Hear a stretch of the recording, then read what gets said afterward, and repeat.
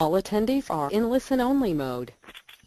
All right, guys, we're going to get started on interview number 6, interviews with seller creative finance experts. Tonight we're excited to have Robert Ritchie, someone we've known over the years, who specializes in obtaining and building business credit. So before we get started, can we get a sound check? Can we get a...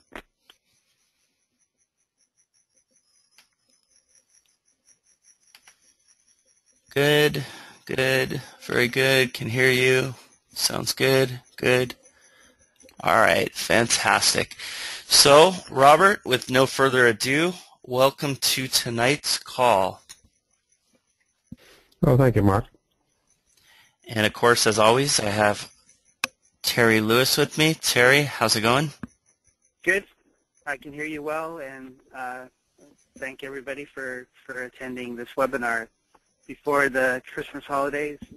Keep us all too busy to do this stuff. Yeah, it's this is definitely a step away from the malls for the time being. So, with no further ado, again, we're going to get right into it. And guys, tonight we're going to be talking about a topic that has a lot of misinformation. This is not a conversation about credit repair. That's not what Robert does. And I just lost the slide. I'll put that back on, no worry. But it's about a topic about being, again, within line with our subject topic on our series of 8 interviews of getting and building credit. And you know, when banks tell you no, finding the way to say yes. And this is just one of several ways we've been talking about, and we'll continue to talk about next week when we wrap it up, about how to build credit and how to open up the door and allow the pathway leading yourself to getting the deal done by virtue of using your brain, what's in between the ears and what was given to you to get it done. And this is, again, not about personal credit. And there's a minor caveat, and fixing up your credit is part of it, but that, again, that's not what we're talking about, and that's not what this is all about. And really building credit is in fixing up your personal credit and getting it to a point, if it's not already there, is just one step along the way. And it's really opening the doorway to getting business credit, getting non-recourse credit to do your deals. And simply and easily we use personal credit, and Robert's going to talk more about that, of obtaining that channel. And when we do obtain the channel, we leave our personal credit at the door. And we move ahead in using non-recourse debt, otherwise known as other people's money. So this is, again, one very powerful way to do it. So, Robert, tell us, how did you get into, how did you find yourself here? What led you into building business credit for other people? Well, it started with me having a rejection to my own personal credit. Mm-hmm. So when I got rejected, even slap in the face. Yeah, of course. But even before that, just real briefly, can you tell us your background? I mean, you're from an interesting, sure. You're from an interesting place, and I thought it was interesting enough to say out loud. Okay. Well, first of all, I'm from a region in the world called the Bahamas. If you don't know where that is, that's 50 miles off the coast of Florida there. Mm-hmm. String of islands there, renowned for its tourist industry. Sure. But while I was there, I worked for a chemical company, a chemical manufacturing company that produced numerous products, including steroids, as a IT professional. Sure. And that was a catapult of coming from also an accounting background, going into the IT profession, developing schematics for various formulas. So I do have an analytical background. Anyway, moving here to San Diego, California about 20 years ago, I jumped into the mortgage industry, started plugging away at doing VA loans from a broker.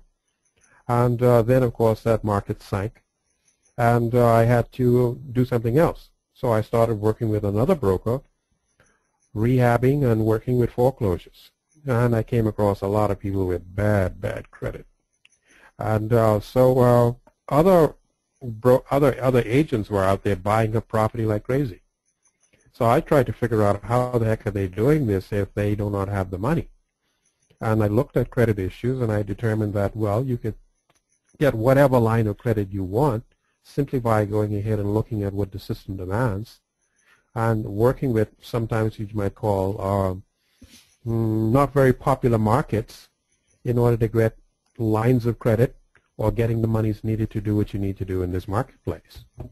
There were a lot of people that made a lot of money by going out and just playing with the market, getting the money they need, rehabbing, tossing, and then turn around, repeating the process and getting this done. But it started when I started to build my own personal credit from the ground up. And I realized this could be utilized into building also corporate credit. So let me give you an example here. Say as an example you were to build a line of credit in a corporation and you build multiple corporations. Unlike your personal credit file, you do not have to worry about infringing on any flags in your personal credit. In the corporation, if you built a six-figure line of credit, you can extract from that, go ahead and make an investment. Even if you got a high APR, you can go ahead and take that, utilize it, make the profit, walk away, and start the process all over again. You see how that works? Sure. Okay, great. So starting to develop lines of credit into corporations really is something that is the key here. The more knowledge you have about, say, corporations and how they function, and you and I have worked together with corporations, so you understand what's required there from a tax purpose. Build the trade lines in there. Go ahead and use that, pull it out, make the deal, and step away. If you got a high APR, so what? You're only going to hold it for a couple of months, and then off you go to the next deal. Sure. Terry? So a corporation is basically a person that's not a person. It's an entity that acts like a person. So what you do in creating this credit file for a corporation is you get maybe a debit card within the corporation, create a credit line maybe, and then maybe another one, and build it up so that the FICO score of the credit or of the corporation builds and gets better to the point where you can get a credit line with a credit card company and then use that as your bank account, so you be the bank for some deals that come by that you can't pass up. Correct, but it goes even further than that. Say as an example, you have got, and you can do this in a combination of ways. Say you have got you've got a group of buddies out there that all they bird dog for you. In other words, they go out there, find properties, and come back and say, hey, I got a good deal. And you're sitting there with a lot of deals on your plate, but you don't have the money. If you had multiple corporations that you can fish those funds from, you can go out there, pull the credit off, go in there, invest, flip it, and then go back to the next one. And within a matter of, say, sometimes weeks, if not a matter of days, what you're doing is you're buying and flipping properties, and you're really not touching your personal credit at all. If you're working with certain key lenders, in that case, most of these are not what you'd call of the conventional. Increase your lines of credit, so it goes from 100,000 to 200,000 to 300,000. Well, the next thing you know, you're controlling your own lines of credit, going ahead and investing in properties, flipping, and getting back to the root corp, and then you repeat the process. And you can go ahead and enlarge as many corporations as you want. And again, they're not flagging on your personal credit lines, so your FICO is protected. Okay, so I like to use examples. So let's say I have a credit card that's $100,000 at 18%, and that's an annual rate on that credit card. APR, right, and I come across a house that I can buy it for $70,000, and that's not San Diego, but let's just use it for practical purposes. So I can take $70,000 off this credit line at 18%, but I'm going to, let's say, rehab it and flip it in 4 months. So I'm only going to pay 4 months worth of that 18%, and I might get a 30% return on my money in that process of that fix and flip or that whatever it is. And that will give me a huge gain. I don't affect my personal credit, and then I just can turn around and do it again, and I have more money in my pocket to actually, to do bigger deals. Yes. Okay. And again, you can multiply as many corps as you like. Okay. Again, they're all independent entities. So you can even say if you're working with a particular, say, lender, you can call that lender and say, hey, geez, I need to have X number in this particular corp. Call another one. I need another fund in another corp. And you can have like 5 working corps out there with, say, let's say you have got 100,000 in 5 different corps. That's $500,000 you're working with. Yep. Yep. And also I might add, and again, now if you want to speak to a tax professional on this, but the type of corp you also develop makes a difference as well. You may or may not want to use, say, a C corp. You can go to an S corp, or you can go an LLC. They all have various benefits. When you analyze the way how you present your taxes after the day is done, you might want to make a decision on the type of corp that you utilize for your lines of credit. Sure. So, Robert, walk us through who are the types of people you work with, and as well, give us a typical scenario, because I'm just reading the minds of everyone that's listening to this, whether it's live right now or they're recording. I'm sure people are going to be asking themselves, and they want us to ask. I actually see several questions.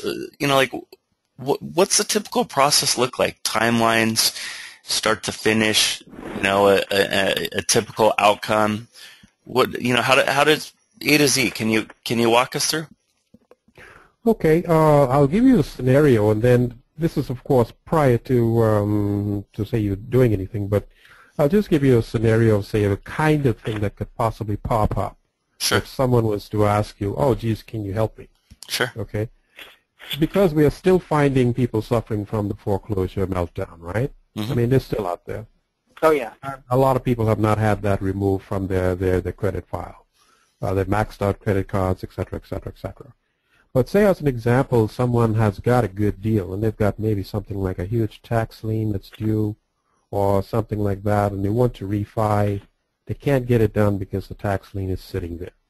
You can become the co-investor on that property if you like. So sometimes a tax lien is going to prevent that individual from going out and refining that property they're sitting on, even though the rates are low. So they're sitting there with still a high interest rate on that property, and they cannot get it refied because of that tax lien. And guess what? It could be very lean, it could be very high or low, but they got to get rid of it. Or they might have something else. I've had a client that called me and say, geez, I got a problem here. My wife sued me, and I've got to pay off this child support. Otherwise, I can't refi. Okay? I have a good example. Right. The IRS is charging, penalties and fees on top of penalties and fees. So you could actually write a note against the property to pay off that lien, and then turn around and sell the note to an investor, and that's a win-win for everybody, and pay yourself back. That's an option, yes. But here's what I like to do. What I like to do is to kind of take a step-by-step approach to building corps, so that you get a general picture on exactly what a corp is all about. All right? In order to build a corp right, you should do a couple of things. Now, I'm specifically saying this in relationship to, say, getting corps that really work for you in the long run. So it's advisable to build a corp outside of your address, that is outside of your home address, and take it someplace. You could take it someplace like another place of business, or maybe even to, say, a box, a P.O. box somewhere. But get it outside of your personal residence. Okay, you start that by getting a name, getting a corporate name, right, which you can do online. Plug it in, get it in. You want to decide how you want to register the corp. That is, either you want to go LLC, C Corp, or S Corp. Again, you can go online and review the benefits of either one of those. Once you do that, you're now in a position where you can determine, here's another cue here. If you have got a friend that lives in Florida, you might want to consider, say, building a corp in Florida. And just tell him you'll use his address as an example. Okay, fees there are low. You can get started for a couple of bucks. So you've got a corp. Now you want to register it. You make sure you get yourself a tax ID. Yeah, you can go online, or you can give the IRS a call, get a tax ID. Okay, and then build a private number attached to that.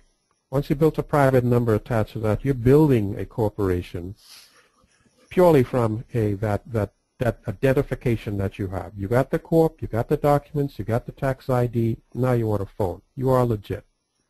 Register the phone so you get it into a directory system. And then, of course, you're going to build a bank account. Put a little extra money inside. You got the bank account. All right.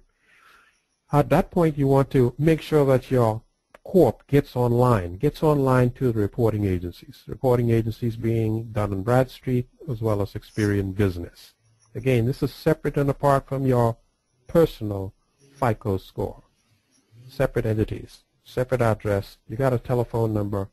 Believe me, your phone's going to buzz because all kind of people are going to call you and say, hey, we got this and that and whatever they want to offer you. All kinds of deals. Dun & Bradstreet does it a lot. Once you plug in there to their system, you're going to get a dozen calls for them offering you packages. Now you want to show your corporate as being legit. So what you're going to do is you're going to start using what you call vendors. Vendors are also open lines of credit. These vendors are going to offer you services. As an example, FedEx. FedEx offer you, say, moving packages back and forth. You can also use, say, something like Office Max. They're offering you furniture supplies.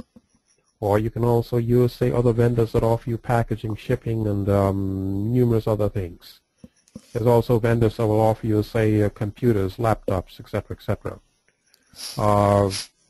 Point-of-sale packages, and the list goes on and on and on. Every time you build one of these to your file, you're building what you'd call credit history to your corp. Into about the third month of this, your D&B, that is your Dun & Bradstreet, is now showing that you are an active participant in the corporate pool. As a result of that, it now shows you as being a good customer once you've paid your bills on time. You paid your phone on time, maybe you ordered a few packages from FedEx on time, and whoever else you did business with. Maybe you ordered, say, maybe a couple of special envelopes or whatever. Whatever you ordered, you bought it in, paid it on time, your credit is now building up. Even though you might have a young corp, you can still register a very high, what you call, qualifying score. The 6 months into this, you'll find that this is showing on your, not only your D&B, that is your Dun & Bradstreet, but also your Experian Business file, not on your personal FICO score. At this point in time, you might want to consider, what do you want to do with your corp? Do you want to have a stronger line of credit? Do you want to have investments in business entities? Do you want to go out there and piggyback maybe another corporation? Maybe you got a buddy in mind that he wants to open up a sandwich shop, something like a Subway. Whatever you want to do, you now have got the ability to go and look at that corp and see how it's performing using your Dun & Bradstreet paid X number as well as your corporate business. If you want, you can also piggyback that also to another corp if you like. You can also piggyback that to your personal score if you like, to expand it even further. There are agents out there that will offer you, say, huge lines of credit. Typical FICO score will only offer you, in most cases, even with a very good credit, somewhere in the neighborhood of a $20,000, maybe $30,000 credit line. When you have a corp, those credit lines are multiplied. You're going into 6 figures and beyond. But imagine yourself having multiple corps running concurrently. If you build that 100 line of credit cap, then of course you can use that to do whatever you want to do, as per investments, etc., etc.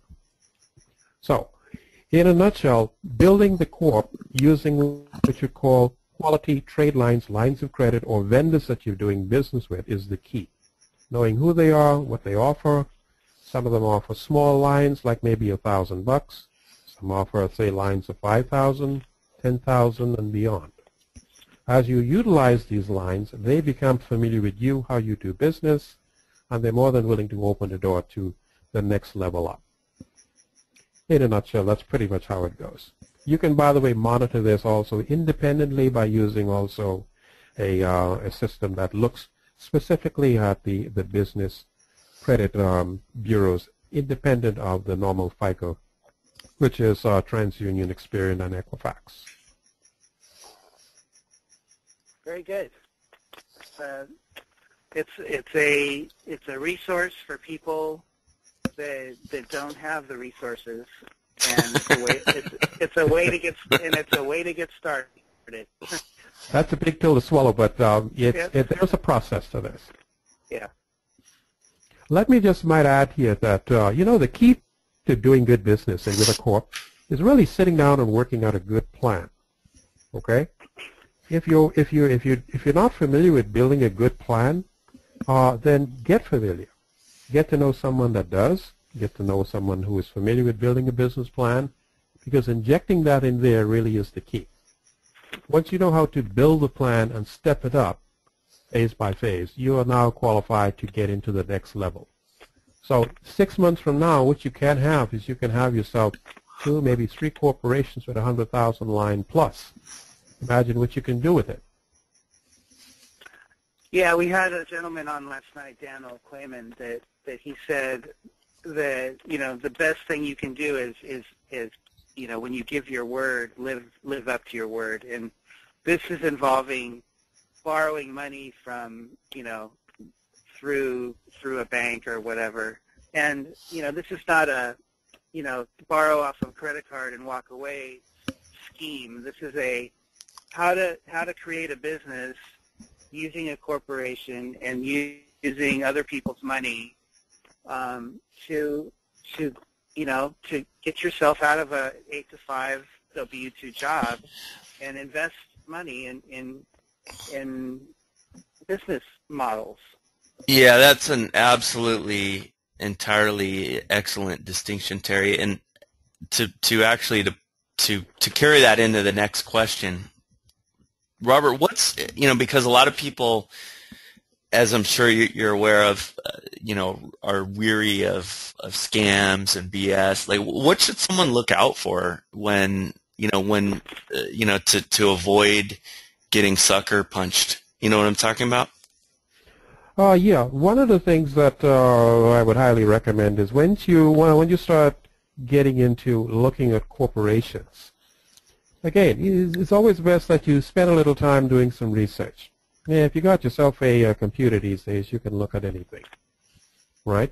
You want to be able to look at exactly what's being offered and apply some common sense to it. Say, as an example, if someone is out there pitching you a corp and they're telling you it's got a credit line of $500,000, is that realistic that someone will offer you that?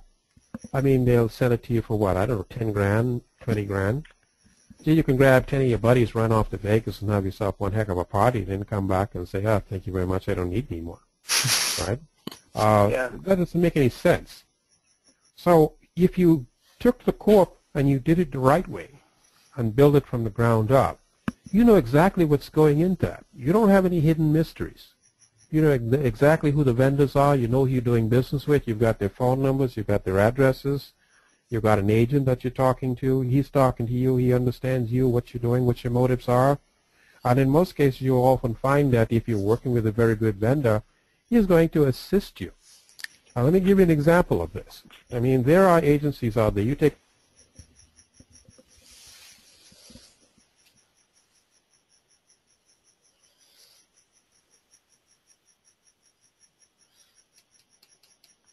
Robert? Yes. Yeah, you cut out. I cut out? Yeah. I hear him. He was okay. Okay. Go ahead, Robert. Are you with me? Okay. Yeah. Well, if you're working with such a vendor, right, then that vendor is assisting you in building your business. So at some point in time, when you need to extend your line of credit, let's say you're only operating at somewhere in the neighborhood of, say, around 50,000, and you now want to do something else, and you say, hey, geez, I've been a good guy there. What can you do for me? He's going to say, oh, good. Let me see what I can do to help you out. Extend the line. You're now able to do something, and then go ahead and expand on what you need to do. Maybe you're rehabbing some property. Maybe you're doing something like assisting somebody to also kind of get in on a deal or whatever, and you're in and out, and guess what? You're paying off and you're getting your profit. You know exactly what's in that corporation, and you know who the vendors are, you know who your other, or possibly even say maybe you might have other persons on your corporate file. You know exactly who they are. But when you buy a mysterious corp, I mean, you haven't got a clue what's attached to that corp. Sometimes there's a huge lien. Sometimes there's somebody maxed out a card, and you know what I mean? There you are. You're stuck with the bill. You know, I remember, so even in my own experience, I remember we bought a corporation several years ago that had already been established just for the ease of taking it over and not having to go through all the paperwork with the state.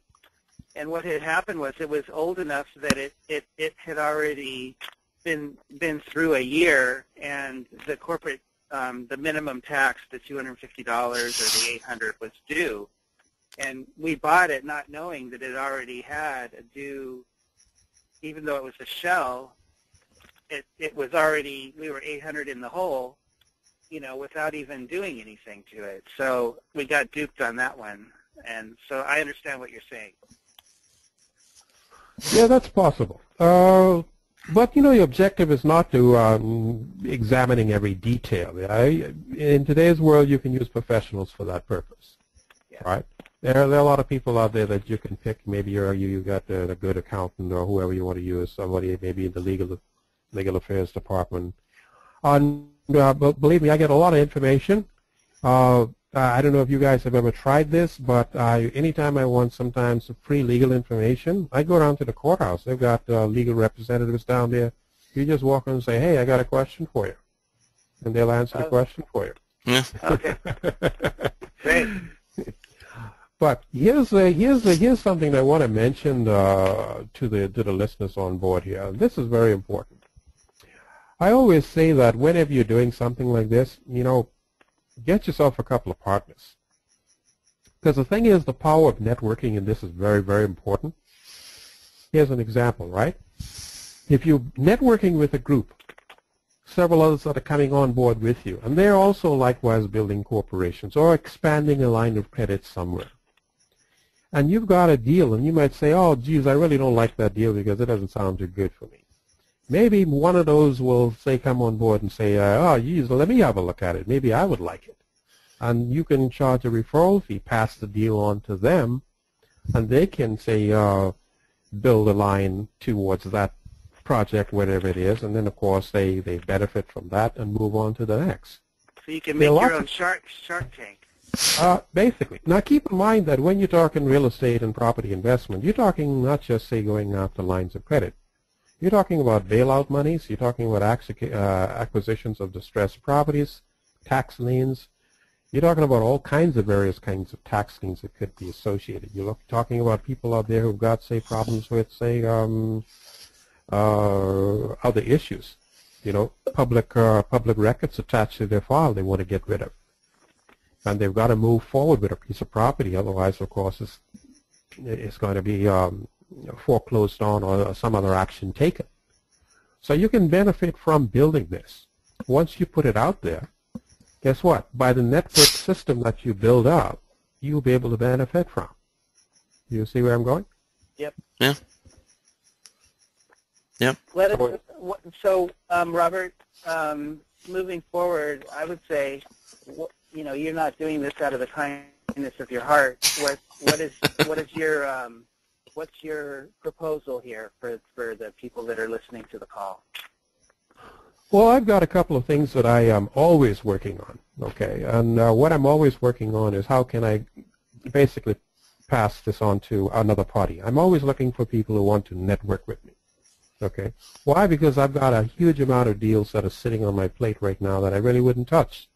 And maybe somebody really would like to have, first of all, an opportunity to look at that and say, hey, yes, I'll do that if I had the line of credit to work with it. So what I do is I do this in two categories. One is that I perform a consultancy job for helping people to build their corporations just right. This also includes having the right kind of vendors inserted in there. That's very, very important. having the vendors in there that will give you the lines of credit needed for you to do your projects, right? Now, in most cases, what you need to do is you really need to clean up your own personal credit or get it to a point where you qualify at least for a good line of credit. So I basically sell a package. This goes along with me providing a consultant type arrangement, and it's one-to-one.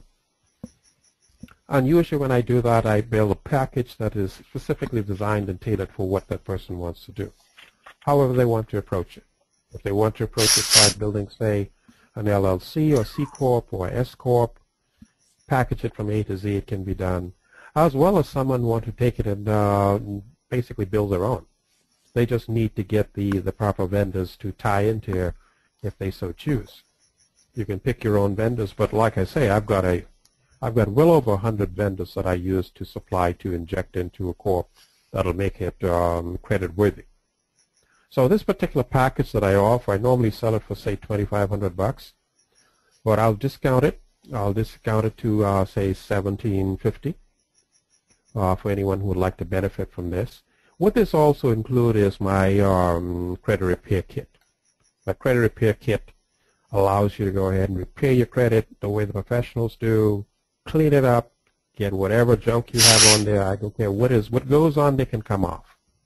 Okay, there's a method to doing that. Okay, there's a method to scrubbing a credit card clean, almost like you have absolutely no blemishes at all. So I mean, that's an option for you. The other thing too is that I sell a kit, a credit repair kit. Now, this kit allows you to go ahead and get your kit, apply it, and build your score to 7+ FICO. When you do that, you can go ahead and start stepping that into the corps. When you step it into the corps, of course, you're building corporate files with lines of credit towards 100,000 plus. So those are the options that are available. If one wants to take advantage of investing, real estate investing, I would highly recommend that you go ahead and start building lines of credit where you can make the decision without going out seeking hard money lenders or going to your bank or lending sources that say, we'll look at it and we'll kind of determine, get back to us next month. And you're hanging around wondering what they're going to say, and you're wasting time. Meantime, the deal has gone to somebody else. So you become your own banker, in effect. So how do people get a hold of you, Robert? And then we actually jumped the gun here. I got two more questions for you, but if you could be so kind to give out your email or how people can contact you. Yeah, my email, well, you can contact me through you if you like. You can go directly to my email, which is ktm0574@gmail. You can call or text me at 619-985-0702.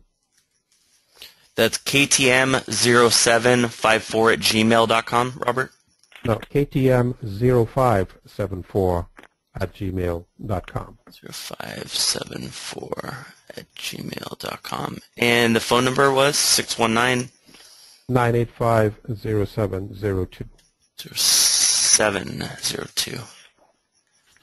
What I do is I do personal coaching. Now, again, keep in mind that let me just go through the corporate building package, and there's roughly about, say, 9 key steps to doing this. I'm just going to go through them one by one. What is building the corp? There are ways to build a corp and build it just right. All right? Second step is getting your IRS number, getting the phone number, getting it listed. You need to establish a bank account. Any bank will do. You need to get on board with D&B. That is done on Bradstreet. You also get with that package, you get 12 trade lines. The trade lines are the vendors that you're going to include into your corp to make your corporation shine. When you get a corporation that looks good with the right kind of vendors, it's going to look good when you start to ask for other additional credit lines. Anyone that looks at and say, yes, I think this guy has done business with this fellow over here, he's paid his bills on time, he's fine. And you can also have step-up instructions on how to expand that to the next level. Because when you're building a corp, you always want to take it in steps. Okay? As you started out in baby steps and then expanded on to more advanced adult steps and move right forward when you get down the road where you realize that you've got everything that you need.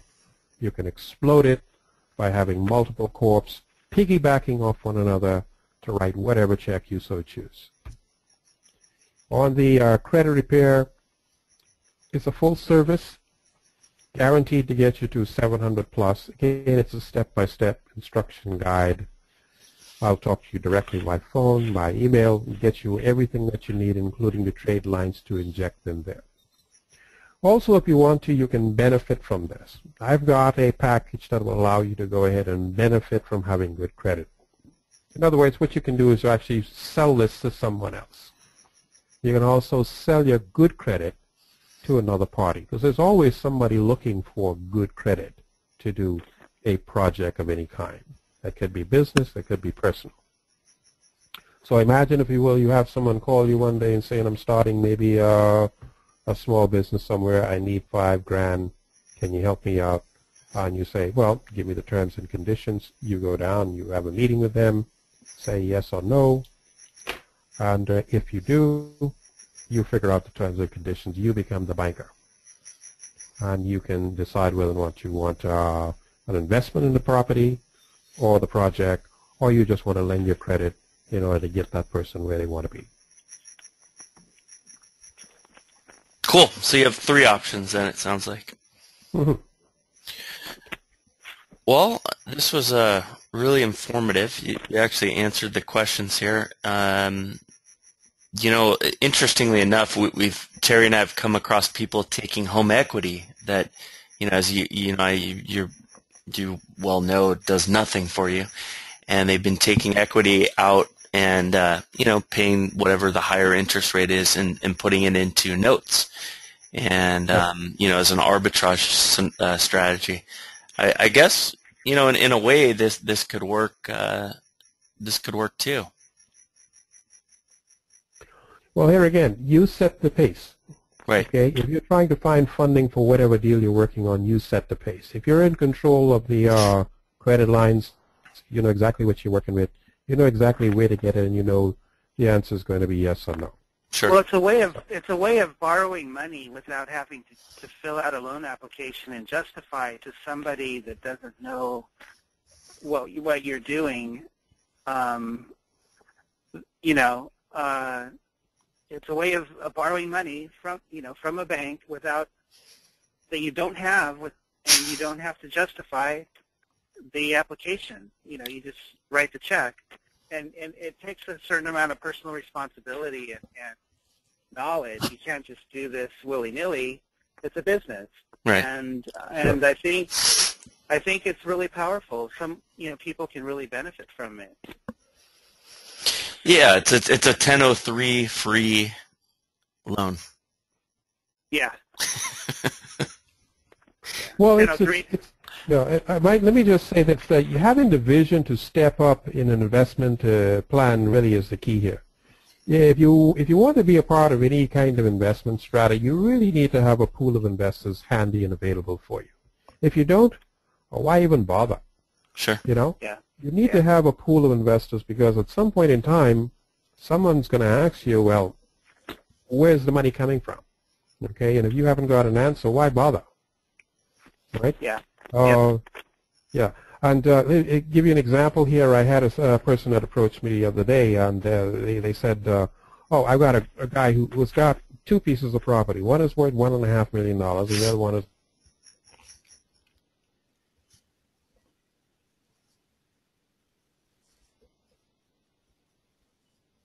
individual was that he had horrible credit.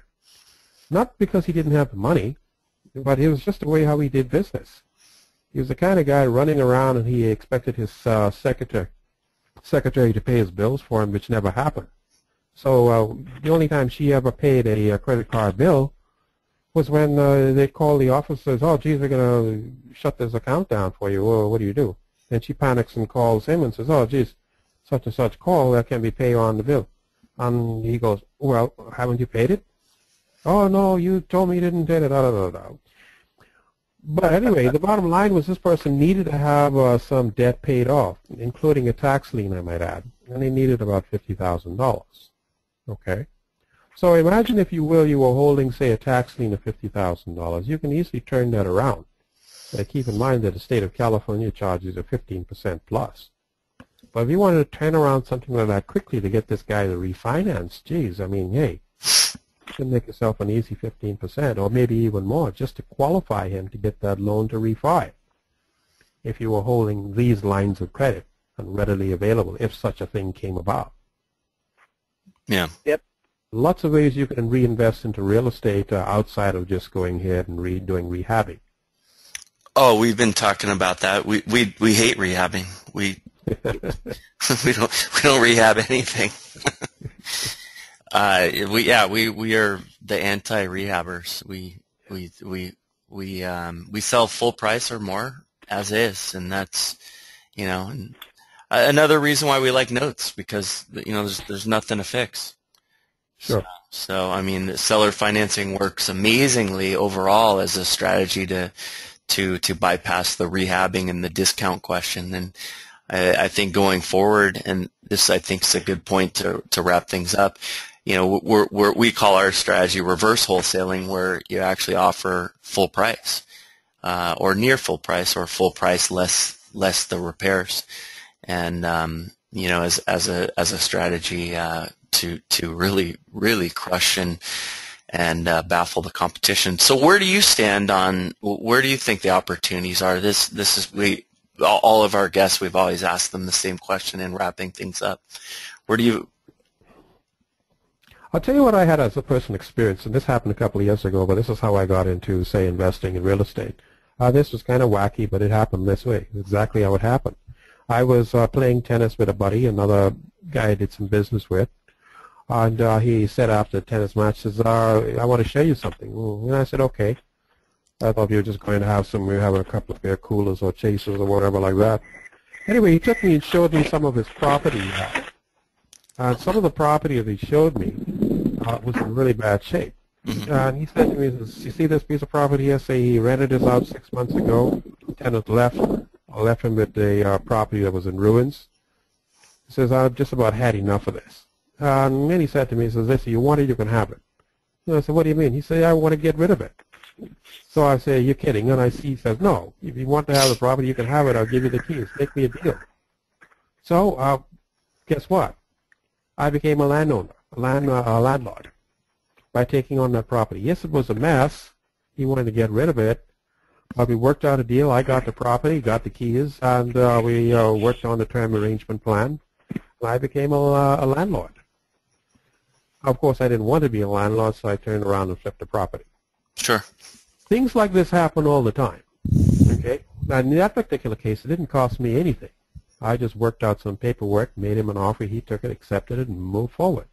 But if you have such an offer and you had to come up with some, say, rehab cost or maybe some closing cost or whatever like that, and you have that readily available, you can go ahead and move forward. Sure. Without going down to your local bank. Sure. Sure. Terry? It's basically your own bank, and you can do anything you want. And you can act quickly and say yes and write a check in a moment's notice. I think that's powerful, and that's a great call tonight. Yeah, this was awesome, Robert. And guys, his contact info is below. We'll repeat it one more time for you. ktm0574@gmail.com. And Robert's phone number, again, down below in the chat box, is 619-985-0702. And I expect after this interview, Robert's service in our industry is no longer going to be a secret. And you can probably expect to hear him being interviewed by all the other leaders in our industry. That being said, we're going to close things up. Next week, we have our 2 final interviews. They're going to be absolutely phenomenal, like all of them have been. And we're going to have, back by popular demand, Jim Eckley. And he's agreed to talk about explicit seller finance and creative finance, private finance strategies. and this new shift in real estate finance that we have been talking about. Number 7 is going to be Belinda Savage, who's going to be talking, and a great mind on IRA investing and how to explode your self-directed IRAs. So go ahead and quickly register yourself for those calls, and we will see you next week. All right, guys, have a good night. Thank you. Okay. Take care. Nice talking to you guys. Sure. Have a good one.